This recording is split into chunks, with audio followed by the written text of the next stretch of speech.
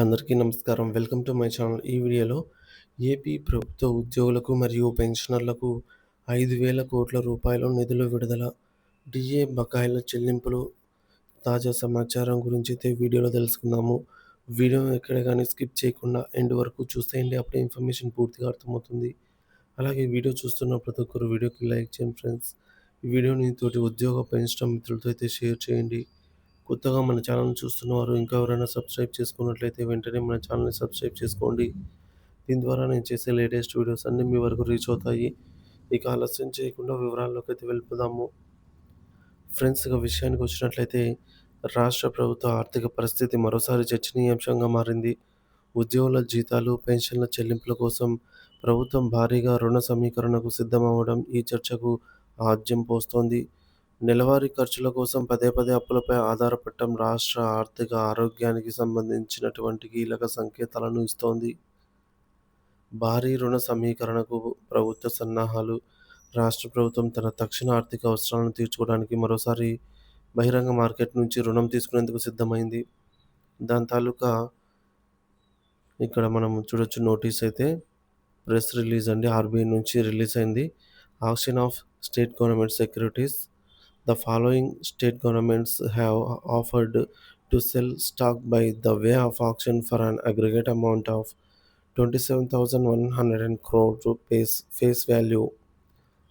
ఇక్కడ ఏపీకి సంబంధించి కూడా చూసుకోవచ్చు. ఆంధ్రప్రదేశ్కి ఒక 5,000 కోట్లు, మొదటి 1,500 కోట్లను 6 సంవత్సరాల్లో తిరిగి చెల్లించేలాగా, తర్వాత 1,500 కోట్లని 8 సంవత్సరాల్లో తిరిగి చెల్లించేలాగా, మరొక 2,000 కోట్లను 9 సంవత్సరాల్లో తిరిగి చెల్లించేలాగా అయితే ఈల్డ్ టైప్ ఆప్షన్‌లో అయితే పాల్గొని ఈ యొక్క నిధులను సమీకరించనుంది. The auction will be conducted on the reserve bank of India core banking solution ఈకుబెర్ system on August 5, 2025 Tuesday, అంటే రేపటి రోజున నిధుల సమీకరణ అయితే జరుగుతుంది. 5,000 కోట్ల రూపాయలు. సో, మొత్తం రుణం 5,000 కోట్లు. వచ్చే మంగళవారం అంటే రేపటి రోజున reserve bank of India RBI నిర్వహించే సెక్యూరిటీస్ వేలం ద్వారా ఈ రుణాన్ని సమీకరించనున్నారు. ఈ రుణాన్ని 3 వేర్వేరు కాల పరిమితులలో అయితే తీసుకోనున్నారు. ఇందాక మనం చూసుకున్నట్లుగా మొదటి 1,500 కోట్లను 6 సంవత్సరాల కాల పరిమితిలో తిరిగి చెల్లించేలాగా, తర్వాత 1,500 కోట్లను 8 సంవత్సరాలు, తర్వాత 2,000 కోట్లను 9 సంవత్సరాలు తిరిగి చెల్లించేలాగా అయితే తీసుకోనున్నారు. నిధుల వినియోగంపై నెలకొన్న ఉత్కంఠత. ఈ భారీ మొత్తాన్ని ప్రభుత్వం దేనికి వినియోగించనుంది అనే దానిపై అధికారిక ప్రకటన రానప్పటికీ, ప్రధానంగా ఉద్యోగుల జీతభత్యాలు, పెన్షన్ల చెల్లింపులకి నిధులను కేటాయించనున్నారనే ప్రచారం బలంగా అయితే జరుగుతోంది. దీనికి గల కారణాలు చూసుకున్నట్లయితే, మొదటిది జీతాల చెల్లింపుల్లో జాప్యం. నెల ప్రారంభమై రోజులు గడుస్తున్నా ఇంకా జీతాలు, పెన్షన్లు అందక లక్షలాది మంది ఉద్యోగులు, విశ్రాంత ఉద్యోగులు తీవ్ర ఆందోళనతో ఎదురుచూస్తున్నారు. సామాజిక పెన్షన్ల పంపిణీకి ఇప్పటికే పూర్తయిన నేపథ్యంలో తదుపరి ప్రాధాన్యత ఉద్యోగులకే ఉంటుందని భావిస్తున్నారు. రెండోది పెండింగ్‌లో ఉన్న డీఏ బకాయిలు. మరోవైపు ఉద్యోగులు ఎప్పటినుంచో డిమాండ్ చేస్తున్న కరువు భత్యం, డీఏ బకాయిల చెల్లింపు అంశం కూడా తెరపైకి వస్తోంది.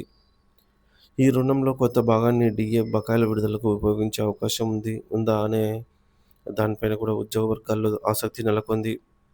ఇతర పెద్ద పథకాలు లేకపోవడము, ప్రస్తుతం తక్షణమే భారీగా నిధులు కేటాయించాల్సిన కొత్త పథకాలేవి అమల్లో లేకపోవడంతో ఈ రుణం తప్పనిసరిగా ప్రభుత్వ నిర్వాహక నిర్వహణ ఖర్చులకే వినియోగిస్తారనే వాదన బలంగా ఉంది. ఇక ఆర్థిక ఒత్తిడికి సంకేతమా అంటే, సాధారణంగా అభివృద్ధి కార్యక్రమాలు, మౌలిక సదుపాయాల కల్పన కోసం ప్రభుత్వాలు రుణాలు తీసుకుంటాయి. కానీ జీతాల వంటి నిర్వహణల ఖర్చుల కోసం పదే పదే అప్పు చేయాల్సిన పరిస్థితి రావడం రాష్ట్ర ఆర్థిక నిర్వహణపై తీవ్రమైన ప్రశ్నలు లేవనెత్తుతోంది.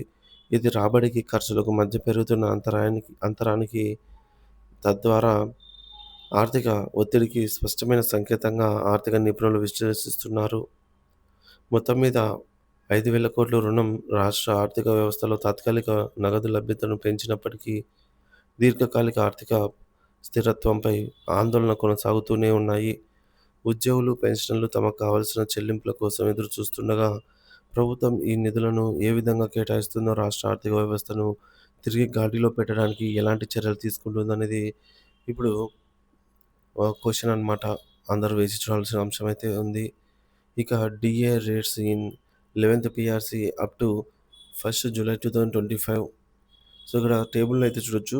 DA of the pending DA, date of the pending DA, DA given by the central government ఎంత ఇచ్చింది. అలాగే ఫార్ములా, తర్వాత స్టేట్ గవర్నమెంట్ ఎంత ఇవ్వాల్సి ఉంది. టోటల్ డీఏ ఎంత బాకీ ఉంది అని చెప్పే టేబుల్ అనమాట ఇది. సో, ఈ టేబుల్‌లో మనం ముఖ్యంగా ఇటు చూసుకున్నట్లయితే జూలై 2018 నాటికి ఎంతైతే డీఏ ఉందో దాన్ని DA merged in basic pay hence initiated DA as on 1st July 2028 is 0. అంటే ఇప్పటి వరకు ఉన్న జీరోని బేసిక్‌లో మెర్జ్ చేసి డీఏను 0 చేశారనమాట. మళ్ళీ ఈ విధంగా డీఏ మొదటి నుంచి లెక్కిస్తారు. సో, మనందరికీ తెలిసిందే డీఏ అనేది 50% దాటిపోయినప్పుడు బేసిక్‌లో విలీనం చేస్తారు. తర్వాత మళ్ళీ డీఏ అనేది కొనసాగిస్తారు.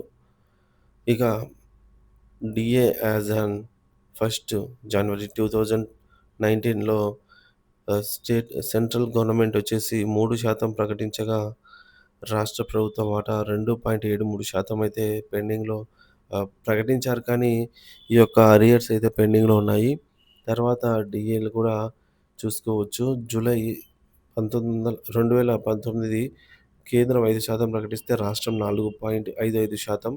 తర్వాత జనవరి 2020 కేంద్రం 4%, రాష్ట్ర ప్రభుత్వం 3.64%. జూలై 2020 కేంద్రం 3%, రాష్ట్ర ప్రభుత్వం 2.73%.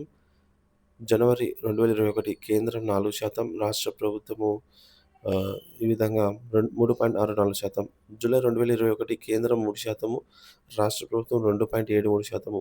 జనవరి 2022 కేంద్రం 3%, రాష్ట్రం 2.73%.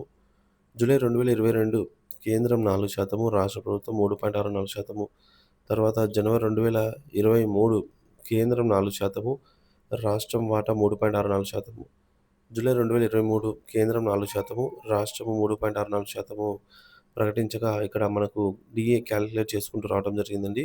సో, ఇక్కడికి ఎంత అవుతుంది, ఇక్కడికి ఎంత అవుతుంది. సో, మొత్తం ఇప్పుడు ప్రెజెంట్ మనం తీసుకుంటున్న డీఏ 33.67% అనమాట. ఇది జూలై 2023 నాటి డీఏ. తదుపరి 4 డీఏలు పెండింగ్‌లో ఉన్నాయి. జనవరి 2024 డీఏ కేంద్రం 4% ప్రకటించగా, రాష్ట్ర వాటా 3.64% పెండింగ్‌లో ఉంది. ఈ డీఏని ప్రకటించినట్లయితే 37.31% డీఏ అనేది చేరుకుంటుంది. తదుపరి డీఏలు కూడా ఇలా స్క్రీన్ పైన అయితే చూడవచ్చు. ఇంకా 4 డీఏలు అయితే పెండింగ్‌లో ఉన్నాయి. ఏపీ ఉద్యోగుల పెండింగ్ డీఏల భారం 10%, 10.92% బకాయిలు 12వ పీఆర్సీపై నీడలు. ఆంధ్రప్రదేశ్ రాష్ట్ర ప్రభుత్వ ఉద్యోగులు, ఉపాధ్యాయులు, పెన్షనర్లు తీవ్ర ఆర్థిక ఒత్తిడిని ఎదుర్కొంటున్నారు. పెరుగుతున్న ధరలతో జీవన వ్యయం భారంగా మారుతున్న తరుణంలో ప్రభుత్వాలు సకాలంలో చెల్లించాల్సిన కరువు భత్యం, డీఏ బకాయిలు పేరుకుపోవడం వారిని మరింత ఆందోళనకు గురిచేస్తోంది. దీనికి తోడు అమలు కావాల్సిన 12వ వేతన సవరణ సంఘం పీఆర్సీపై కూడా స్పష్టత లేకపోవడంతో ఉద్యోగ వర్గాల్లో తీవ్ర అసంతృప్తి నెలకొని ఉంది. ఒకటోది పేరుకుపోయిన 4 డీఏల బకాయిల మొత్తం 10.92% అయితే అవుతుంది. ప్రస్తుతం ఆంధ్రప్రదేశ్ రాష్ట్ర ప్రభుత్వ ఉద్యోగులకు 4 విడతలుగా డీఏలు పెండింగ్‌లో ఉన్నాయి. కేంద్ర ప్రభుత్వం ఎప్పటికప్పుడు ప్రకటించే డీఏలకు అనుగుణంగా రాష్ట్ర ప్రభుత్వం కూడా విడుదల చేయాల్సి ఉండగా ఈ ప్రక్రియలో తీవ్ర జాప్యం జరుగుతోంది. ఇంకా విడుదల కావాల్సిన డీఏ వివరాల స్క్రీన్ పైన అయితే చూడవచ్చు. జనవరి 2024 డీఏ 3.64%, అలాగే జూలై 2024 డీఏ 2.73% ఈ విధంగా. ఇక మొత్తం పెండింగ్‌లో ఉన్నటువంటి డీఏ ప్రకటించాల్సిన డీఏ 10.92%గా అయితే చెప్పవచ్చు సుమారుగా. సో, ఈ డీఏని తక్షణం విడుదల చేయాలని ఉద్యోగ సంఘాలు డిమాండ్ చేస్తున్నాయి. రెండోది డీఏల చెల్లింపుల చారిత్రక నేపథ్యం. 11వ పీఆర్సీలో భాగంగా జూలై 1, 2018 నాటికి ఉన్నటువంటి డీఏను మూల వేతనంలో విలీనం చేయడంతో అప్పటి నుంచి డీఏ అనేది లెక్కింపు 0 నుంచి ప్రారంభమైంది. అప్పటి నుంచి ఇప్పటి వరకు పెరిగిన డీఏ శాతాలైతే మనము ఈ పట్టికలో గమనించవచ్చు. సో, ఇది కూడా పైన చూసిన పట్టికనే అండి. సో, జనవరి, జూలై ఆ విధంగా. సో, ప్రస్తుతం మనం తీసుకుంటున్న డీఏ 33.67%. ఈ పట్టిక తర్వాత 2024 నుంచి రావాల్సిన 4 డీఏలు పెండింగ్‌లో అయితే పడ్డాయి. సో, ఈ 4 డీఏలు మనం ఇదివరకే చూసాము. ఈ టేబుల్‌లో అయితే రెడ్ కలర్‌లో ఉన్నవి. 10.92% డీఏలు అయితే పెండింగ్‌లో పడ్డాయి. ఉద్యోగుల ఉద్యోగులపై ఆర్థిక ప్రభావం మరియు ఇతర కీలక డిమాండ్లు. డీఏల జాప్యం ఉద్యోగుల ఆర్థిక పరిస్థితిపై తీవ్ర ప్రభావం చూపుతోంది. కరువు భత్యం అనేది ప్రభుత్వాలు ఇచ్చే రాయితీ కాదు, పెరుగుతున్న ద్రవ్యోల్బణం నుంచి ఉద్యోగుల వాస్తవ వేతనాన్ని కాపాడే ఒక చట్టబద్ధమైన హక్కు. భారీ ఆర్థిక నష్టం, పెండింగ్‌లో ఉన్న 10.92% డీఏ మరియు దాని బకాయిలను ఒకేసారి విడుదల చేస్తే ఒక్కొక్క ఉద్యోగికి వారి మూల వేతనాన్ని బట్టి సుమారుగా 3,00,000 నుంచి 4,00,000 వరకు ప్రయాణమైతే లబ్ధి చేకూరే అవకాశం ఉంది. ఈ నిధులు సకాలంలో అందకపోవడంతో ఉద్యోగులు ఆర్థికంగా నష్టపోతున్నారు. 12వ పీఆర్సీ జాప్యం నిబంధనల ప్రకారంగా 2022 జూలై నాటికే 12వ పీఆర్సీ అమలు చేయాల్సి ఉంది. 2023 జూలై నాటికి. కానీ ఇప్పటి వరకు పీఆర్సీ కమిషన్ నియమించకపోవడం ఉద్యోగుల్లో తీవ్ర ఆందోళనను పెంచుతోంది. మధ్యంతర భృతి ఐఆర్‌పై మౌనం. కొత్త పీఆర్సీ అమల్లో జాప్యం జరిగినప్పుడు ఉద్యోగులకు తక్షణ ఉపశమనంగా మధ్యంతర భృతి ఐఆర్ ప్రకటిస్తారు. కనీసం 30% ఐఆర్ ప్రకటించాలన్న డిమాండ్‌పై కూడా ప్రభుత్వం స్పందించడం లేదు. ఉద్యోగుల డిమాండ్స్. ఉద్యోగులు తమ హక్కుల కోసం, తమకు న్యాయంగా రావాల్సినటువంటి ప్రయోజనాల కోసం ప్రభుత్వాన్ని డిమాండ్ చేస్తున్నారు. కేవలం డీఏ బకాయిలే కాకుండా ఉద్యోగుల సంక్షేమానికి సంబంధించిన కీలక అంశాలపై ప్రభుత్వం నిర్లక్ష్యం వహిస్తోందని వారు ఆరోపిస్తున్నారు. ప్రభుత్వం తక్షణమే స్పందించి క్రింది చర్యలు చేపట్టాలని ఉద్యోగ, ఉపాధ్యాయ, పెన్షనర్ల సంఘాలు ముక్త కంఠంతో డిమాండ్ చేస్తున్నాయి. పెండింగ్‌లో ఉన్న 4 డీఏ బకాయిలను 10.92% మొత్తం డీఏను తక్షణమే విడుదల చేయాలి అని 12వ పీఆర్సీ కమిషన్‌ను వెంటనే నియమించి కాలపరిమితితో కూడినటువంటి నివేదికను కోరాలి. పీఆర్సీ అమలుకు ముందు ఉద్యోగుల ఉపశమనంగా కనీసం 30% మధ్యంతర భృతి ప్రకటించాలి అనైతే డిమాండ్స్ ప్రధానంగా ఉన్నాయి. ఉద్యోగుల నైతిక స్థైర్యాన్ని, వారి ఆర్థిక భద్రతను కాపాడాల్సిన బాధ్యత ప్రభుత్వంపై ఉందని, వారి న్యాయమైన డిమాండ్లను వెంటనే పరిష్కరించాలని అయితే వారు కోరుతున్నారు.